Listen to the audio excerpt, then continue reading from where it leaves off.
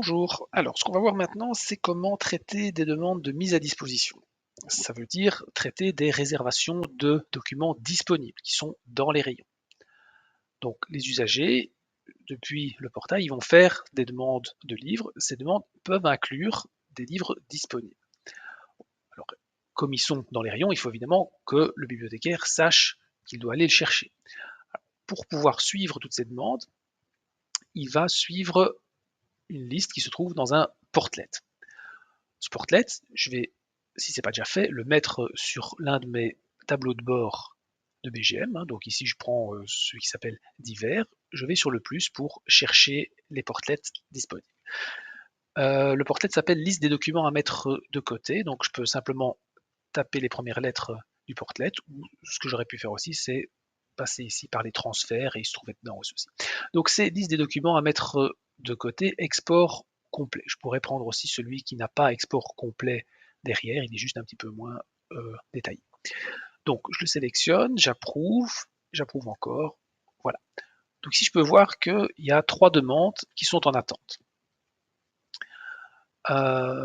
Donc comme la liste n'est pas trop longue, je pourrais par exemple très bien noter les codes pour aller prendre les 3 livres dans les rayons. Ou alors, si elle est un peu plus longue, ou si je préfère le faire comme ça, je pourrais aussi exporter cette liste. Pour ça, je vais sur le petit bouton plus ici dans le coin droit.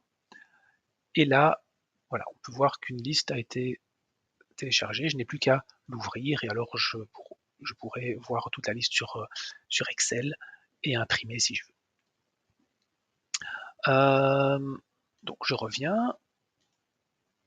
Donc évidemment ici, l'étape qui suit, c'est je me lève, je vais aller prendre les livres dans les rayons. Je prends les 3 ici. Je reviens devant mon ordinateur et qu'est-ce que je fais? Donc là, il y a en fait 3 manières de faire, c'est pour ça que j'ai mis 3 exemples. La première, la plus simple, c'est vraiment de passer par les retours. Donc je fais simplement un retour du livre. Donc je pars du principe que j'ai le livre dans la main, donc avec le code barre dessus, évidemment. Je vais sur les retours et je scanne.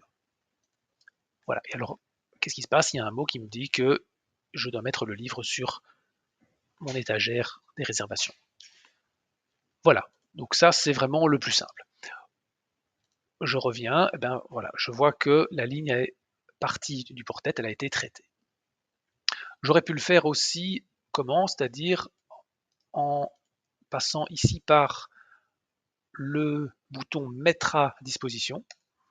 Et donc là, de nouveau, j'ai un champ où je scanne le livre, je valide, et à nouveau, c'est fait. Je n'ai plus qu'à approuver et à mettre le livre sur l'étagère. Je reviens donc en arrière et je vois que la ligne a été traitée. Voilà, et donc enfin, la dernière manière de faire que j'aurais pu suivre, c'est en fait comme on fait d'habitude quand on va prendre un livre dans les rayons, même quand on a la personne en ligne. C'est-à-dire que je vais sur la fiche de l'usager.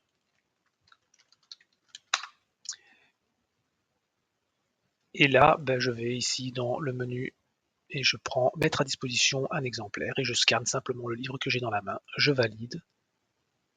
Et voilà, c'est terminé. Donc on a vu 3 manières de faire et là encore, on voit que la ligne est partie, donc elle a été traitée.